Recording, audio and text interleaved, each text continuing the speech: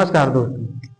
तो आज हम लोग सीखेंगे बहुपद के बारे में, जो कि कक्षा 10 का दूसरा चैप्टर है गणित का। तो देखिए, ये जो बहुपद चैप्टर है तो इसमें से लगभग 4 से 6 नंबर के क्वेश्चन यूपी बोर्ड परीक्षा में पूछा जाता है और बहुत ही महत्वपूर्ण चैप्टर है। तो चलिए समझते हैं बहुत ही आसान तरीके से। तो जैसा कि स्क्रीन पर इधर आपको दिख रहा होगा क्वेश्चन की, जैसे बहुविकल्पीय क्वेश्चन पूछा जाता है कि बहुपद की घात क्या होगी, बहुपद की घात के बारे में पूछा जाता है। और उसके बाद में पूछ लिया जाता है कि बहुपद के शून्य ज्ञात कीजिए और उसके बीच संबंध की सत्यता की जांच कीजिए। तो चलिए समझते हैं बहुत ही आसान तरीके से। तो सबसे पहले तो हमें बहुपद पढ़ने से पहले बहुपद के बारे में बेसिक जानकारी होनी चाहिए। चलिए समझते हैं सबसे पहले कि बहुपद किसे कहते हैं। देखिए, तो बहुपद क्या होता है। बहुपद ऐसा बीजीय व्यंजक जिसमें चर की घात एक पूर्ण संख्या होती है, बहुपद कहलाता है। कह रहे हैं कि ऐसा बीजीय व्यंजक जिसमें चर की घात एक पूर्ण संख्या होती है, बहुपद कहलाता है। अब इसमें जो बीजीय व्यंजक है, जैसे बहुत लोगों को कंफ्यूजन होता है कि ये बीजीय व्यंजक क्या होता है।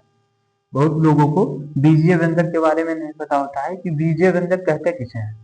देखिए, बीजीय व्यंजक किसे कहते हैं। बीजीय व्यंजक कहते हैं कि जैसे जो कोई जैसे समीकरण हो गया या कोई बहुपद हो गया या कोई पद हो गया जो संख्याओं और अल्फाबेट के लेटर से, मतलब अंग्रेजी के अक्षर से और संख्याओं से मिलकर लिखे जाते हैं। जैसे कि अगर देखिए यहाँ जैसे कि लिख दिया जाए 5x+7 लिख दिया जाए, तो इसको कहेंगे बीजीय व्यंजक। अगर जैसे कोई संख्या लिखी, मान लीजिए यहाँ लिखा है 7 लिखा है प्लस का 2 लिखा है, तो ये क्या है, इसको बीजीय व्यंजक। अब ये तो संख्या लिखी है ना, तो इसको हम 5 प्लस अगर मतलब 7+2 करेंगे तो कितना हो जाएगा, 9 हो जाएगा। तो ये एक प्रकार की संख्या लिखी है। अगर जैसे यहाँ लिखा है 7x+2y लिखा है, अब इसको बीजीय व्यंजक बोलेंगे। इसको क्या बोलेंगे, बीजीय व्यंजक। तो जो अंग्रेजी के अल्फाबेट के जो अक्षर होते हैं और जो संख्याएं होती हैं, इनके समूह से जो पद लिखा जाता है इनको मिलाकर, तो उसको बीजीय व्यंजक कहते हैं। बीजीय व्यंजक के बाद में बात आती है कि बीजीय व्यंजक जिसमें चर राशि की घात या चर की घात एक पूर्ण संख्या होती है। तो अब इसमें चर क्या होता है, तो देखिए जितने भी अगर अंग्रेजी के अल्फाबेट नंबर लिखे होते हैं, जैसे एक्स हो गया, वाई हो गया, जेड हो गया, या ए बी सी अगर कहीं लिखा है, अंग्रेजी के जो अल्फाबेट होते हैं अगर कहीं लिखे होते हैं, तो इनको बोलते हैं चर। इनको क्या बोलेंगे, चर बोलेंगे। और जैसे कोई संख्या होगी, जैसे नंबर हो गया 1 2 3 5 या 8 20, तो इसको क्या बोलेंगे, इसको बोलेंगे अचर। तो चर और अचर, अगर कोई अंग्रेजी का कोई अल्फाबेट लिखा है तो उसको चर बोलेंगे, अगर कोई संख्या लिखी, कोई नंबर लिखा है तो उसको अचर बोलेंगे।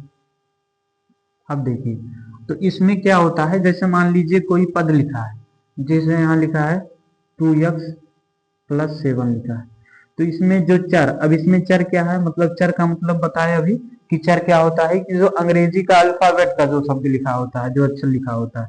जैसे कि यहाँ लिखा है यक्स, तो ये यक्स क्या है, यक्स हो गया चर। तो इसमें हमको देखनी होती है कि जो हमारा चर लिखा है, इसमें इसकी जो घात है, इसकी जो घात यानी पावर है, वो एक पूर्ण संख्या है कि नहीं। अब पूर्ण संख्या क्या होती है, तो पूर्ण संख्या को समझेंगे। देखिए, पूर्ण संख्या होती है कि 0 से लेकर 0 1 2 3 4, 0 से लेकर इनफाइनाइट यानी अनंत तक की संख्याओं को पूर्ण संख्या कहते हैं। 0 से लेकर अनंत तक की संख्याओं को पूर्ण संख्या कहते हैं। तो पूर्ण संख्या क्या हो जाएगा, 0 1 2 3 4 5 6 7 8 9 10 ऐसे ऐसे अनंत तक। देखिए, अब इसकी घात यहाँ 0 भी हो सकती है, 1 भी हो सकती है, इसकी घात यहाँ 2 भी हो सकती है, इसकी घात यहाँ 5 भी हो सकती है, 10 भी हो सकती है, 100 भी हो सकती है। बस शर्त ये है कि इसकी जो घात है पूर्ण संख्या के रूप में होना चाहिए। जैसे कि अगर बटे के रूप में नहीं होना चाहिए, जैसे इसकी घात 1/2 नहीं होना चाहिए, और इसकी घात माइनस में नहीं होना चाहिए, और इसकी घात जैसे पॉइंट में नहीं होना चाहिए कि अगर इसकी घात लगा दें 1.52, तो इसकी घात पॉइंट में नहीं होना चाहिए, और बटे में नहीं होना चाहिए, और माइनस में नहीं होना चाहिए। अब देखिए, जैसे कि यहाँ एक पद लिखा है 2x+5, तो अब बात आती है बहुपद पहचानने की, कि जैसे कोई पद अगर लिखा है तो क्या ये बहुपद है कि नहीं है, बहुपद की पहचान कैसे करते हैं। देखिए, जैसे कोई पद लिखा है तो उसमें हमको कुछ नहीं देखना होता, हमको बस इतना देखना होता है कि इसमें जो चर लिखा है, चर का मतलब जो अंग्रेजी का जो लेटर लिखा है, इसमें जो घात है उसकी घात जो है पूर्ण संख्या है कि नहीं। तो इसमें देखिए यक्ष लिखा है, यक्ष की घात, यहाँ पर अगर कोई संख्या नहीं लिखा तो हम एक मान लेते हैं, तो एक एक पूर्ण संख्या है, इसका मतलब कि यह एक बहुपद है। अगर जैसे यहाँ लिखा है 3x² + 7y - 3 लिखा है, अब अगर इसको पूछा जाए कि बहुपद है कि नहीं, अब इसमें चर तो है मगर दो है, एक यक्ष है एक वाई है, मगर हमको इसकी घात देखना है, तो यहाँ दो है यहाँ एक है, मतलब पूर्ण संख्या के रूप में है, तो ये बहुपद है। अब जैसे यहाँ अगर लिखा होता कि अगर यहाँ लिखा जाए कि 4x - 4x⁻² + 5y - 7z, अगर ये लिखा है, ये भी एक पद है, एक बीजीय व्यंजक है। तो बीजीय व्यंजक में देखेंगे कि इसमें जो चर है इसकी घात एक पूर्ण संख्या, हमने बताया कि जो बहुपद होता है उसकी घात कभी भी ऋणात्मक नहीं होती है, उसमें जो चर होता है उसकी घात कभी भी ऋणात्मक नहीं होती है और ना ही बटे में होती है। तो यहाँ देखिए जो यक्ष लिखा है इसकी घात -2, मतलब कि ये बहुपद नहीं है, तो इसको बहुपद नहीं बोलेंगे, और ये दोनों बहुपद हैं, तो इसकी पहचान ऐसे करते हैं। इसके बाद में अब हम लोग समझेंगे क्वेश्चन के बारे में। देखिए अब जैसे इसके कुछ प्रकार होते हैं, जैसे आप लोग कहेंगे कि यहाँ पर अब ये भी तो हो सकता है कि जैसे कहीं पर लिखा है 5x⁻0, जैसे 0 एक पूर्ण संख्या है, तो कहीं पर भी चर की घात 0 भी तो हो सकती है। तो अगर जहां पर 0 होगा, जैसे यहाँ लिखा 5x⁻0, अब अगर कोई भी संख्या हो या कोई भी चर हो या कोई भी अचर हो, जैसे मान लीजिए अगर यहाँ यक्ष लिखा है, अगर इसकी घात 0 तो इसका मान हमेशा 1 होता है। अगर यहाँ लिखा है y की घात 0 तो इसका मान हमेशा 1 होता है। अगर यहाँ लिखा है 5, इसकी घात 0 है, इसका मान 1 होगा। अगर यहाँ लिखा है 25 की घात अगर 0 है तो इसका मान कितना होगा, 1 होगा। यहाँ लिखा है 100 की घात अगर 0 है तो इसका मान कितना होगा, 1 होगा। तो अगर कहीं भी कोई पद लिखा है, कोई चर या अचर पद लिखा है और उसका घात अगर 0 है तो उसका मान क्या होगा, 1 होगा। तो जैसे यहाँ अगर यक्ष की घात 0 है तो यक्ष की घात 0, इसका मान कितना होगा, 1 होगा। तो ये कितना आ जाएगा, 5 आ जाएगा। तो जहां पर यक्ष की घात 0 होती है इसको हम बोलते हैं अचर बहुपद। इसको क्या बोलते हैं, अचर बहुपद बोलते हैं, इसको अचर बहुपद बोलते हैं। और जहां यक्ष की घात 1 होगी, जैसे यहाँ लिखा है 2x + 7 लिखा, अब यहाँ यक्ष की घात 1 है तो इसको रैखिक बहुपद बोला जाता है। इसी प्रकार जहां पर यक्ष की घात 2 होगी उसको बोलेंगे द्विघातीय बहुपद, जहां यक्ष की घात 3 होगी उसको बोलेंगे त्रिघातीय बहुपद, जहां यक्ष की घात 4 होगी या जहां चर पद की घात 4 होगी वहां बोलेंगे चतुर्थ घातीय बहुपद। ऐसे ऐसे जितनी घात लगी रहेगी उतने घात का बहुपद हो जाएगा। अब जैसे अगर मान लीजिए हमसे क्वेश्चन में पूछ लिया जाता है कि बहुपद की घात क्या है, अगर कोई बहुपद दे दिया जाता है और उसमें पूछा जाता है कि बहुपद की घात क्या है, जैसे मान लीजिए यहाँ कोई बहुपद लिखा है, कोई बहुपद लिखा है,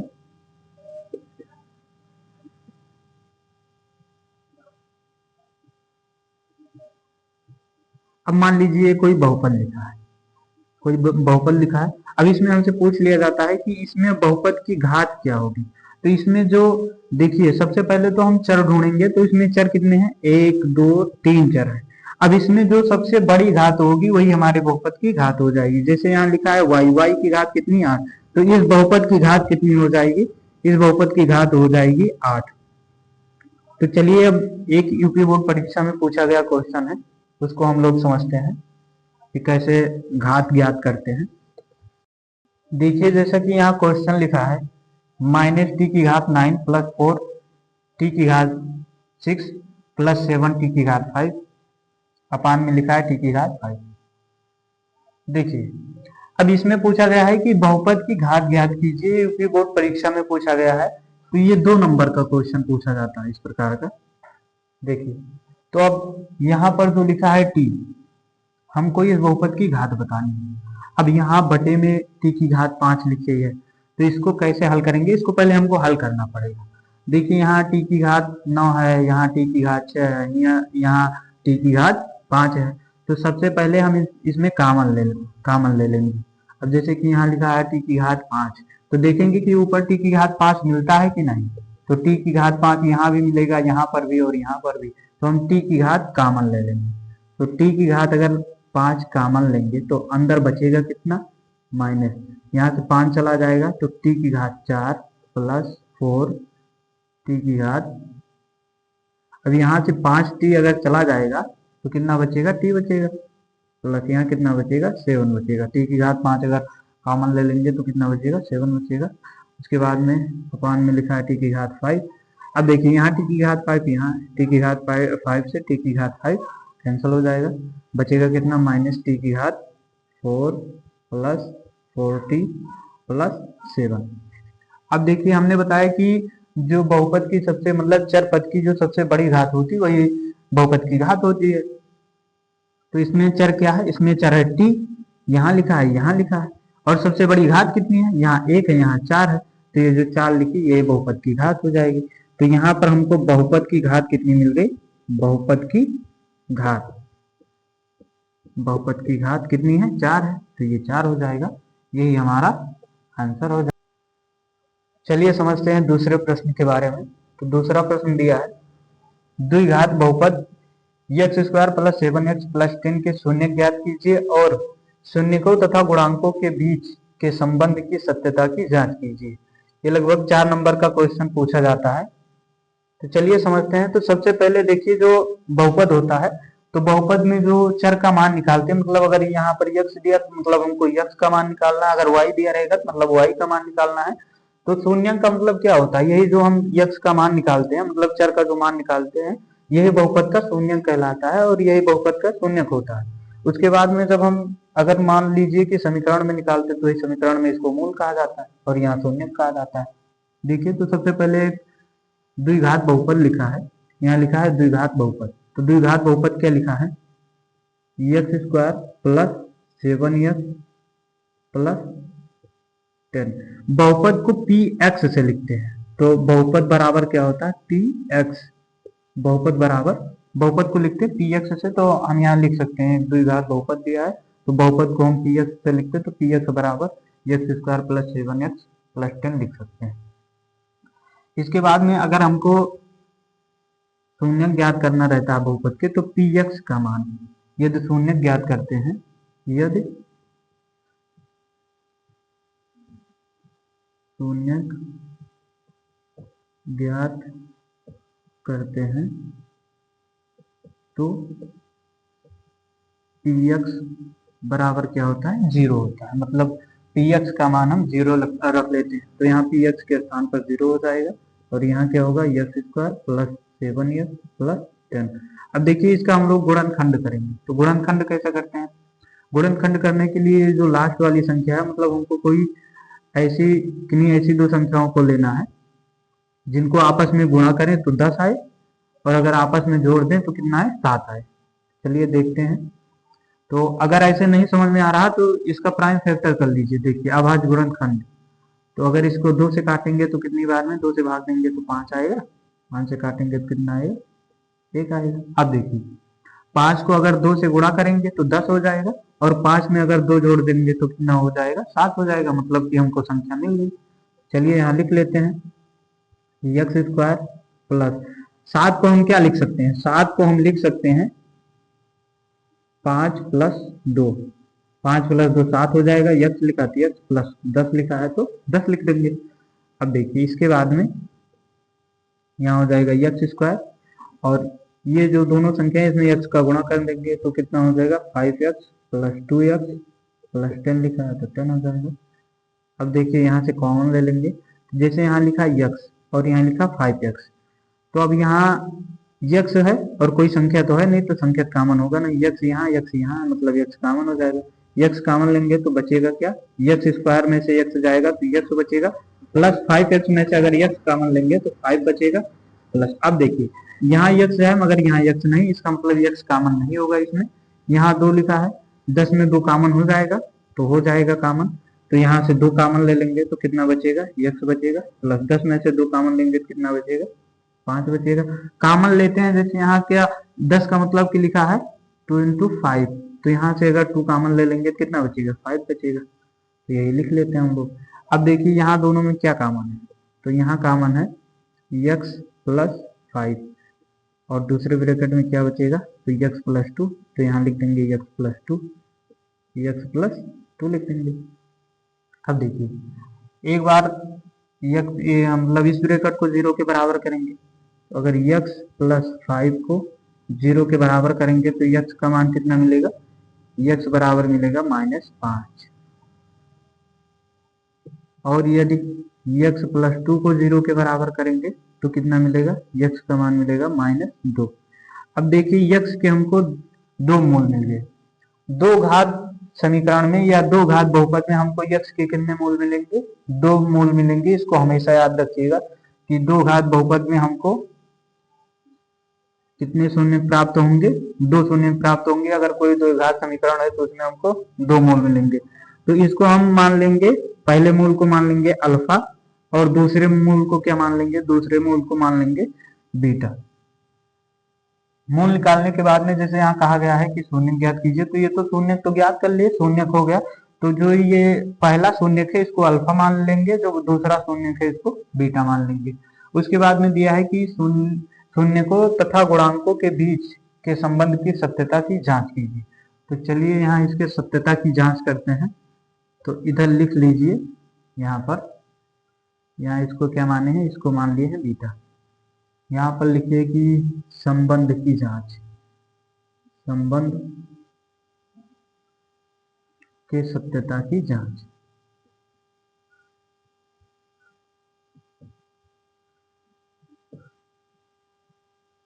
संबंध के सत्यता की जांच, इसमें दो चीज होता है। एक हमको ज्ञात करना होता है कि शून्यकों का योग और शून्यकों का गुणनफल। तो जो शून्यक होते हैं इसमें शून्यकों का योग क्या होता है, शून्यकों का योग। तो शून्यकों का योग क्या होता है, शून्यकों का योग होता है -b/a, -b/a। अब शून्यकों का योग लिखा, शून्य क्या है, अल्फा बीटा, तो इसको हम लिख देंगे alpha plus beta. Alpha plus beta बराबर क्या होता है, -b/a। अल्फा के स्थान पर कितना है, तो अल्फा के स्थान पर -5 है, तो यहाँ लिख देंगे -5 प्लस यहाँ कितना लिखा है, यहाँ लिखा है बीटा, तो बीटा के स्थान पर कितना है, -2 लिख देंगे बराबर। अब देखिए ये b हमको कैसे मिलेगा, तो इस यहाँ जो लिखा होता है, ये जो मानक रूप, इसका मानक रूप होता है ax² plus bx plus c। तो इससे तुलना करेंगे तो यहाँ पर एक के स्थान पर क्या लिखा, एक लिखा है, यहाँ कोई संख्या नहीं तो मान लेंगे एक लिखा है, और यहाँ b के स्थान पर मतलब x का गुणांक क्या कितना है, 7 लिखा है, तो मतलब b के स्थान पर कितना है, 7 है, और यहाँ माइनस लगा तो -7 लिखेंगे। और बटे में a का गुणांक कितना है, a मतलब x² का गुणांक, तो x² का गुणांक कितना है, यहाँ एक है, तो यहाँ एक लिख देंगे। अब देखिए अब यहाँ हो जाएगा -5 -2 बराबर -7 का अगर 1 से भाग देंगे कितना आएगा, -7 आ जाएगा, और -5 और -2 को जोड़ेंगे तो -7 बराबर -7। तो यहाँ पर दोनों बराबर आ गए। अब इसके बाद में हमको ज्ञात करना है शून्यकों का गुणन। चलिए देखते हैं शून्यकों का गुणनफल ज्ञात करते हैं। शून्यकों का गुणनफल, तो शून्यकों का गुणनफल मतलब alpha into beta, alpha into beta. तो अल्फा इंटू बीटा क्या होता है, ये होता है c/a। तो अल्फा कितना है, तो अल्फा का मान -5 है, तो यहाँ लिख देंगे -5 इंटू बीटा का मान कितना, -2 लिख देंगे बराबर। c का मान कितना है, c का मतलब होता है कि अचर पद। अब देखिए यहाँ अचर पद कितना, मतलब सबसे लास्ट में जो dx के बाद में लिखा है कितना लिखा है, 10 लिखा है, यहाँ अचर पद 10 है, यहाँ 10 लिख देंगे, यहाँ हो जाएगा 10। इसके बाद में एक कितना है, तो x² का गुणांक, a क्या है, x² का गुणांक है, तो x² का गुणांक यहाँ पर 1 है, यहाँ 1 लिख देंगे। अब देखिए माइनस माइनस को गुणा करेंगे तो प्लस हो जाएगा, 5 का 2 में गुणा करेंगे तो 10 हो जाएगा बराबर। 10 से अगर एक से अगर 10 को भाग देंगे कितना आएगा, 10 आएगा, मतलब अब यहाँ दोनों बराबर आ गए। अगर दोनों मान बराबर आते हैं तो इसका मतलब ये है कि हमने जो शून्य का मान प्राप्त किया है, मतलब अल्फा इंटू बीटा का जो मान फाइंड किया हमने, ये हमारा सही है। हमसे यही पूछा जाता है।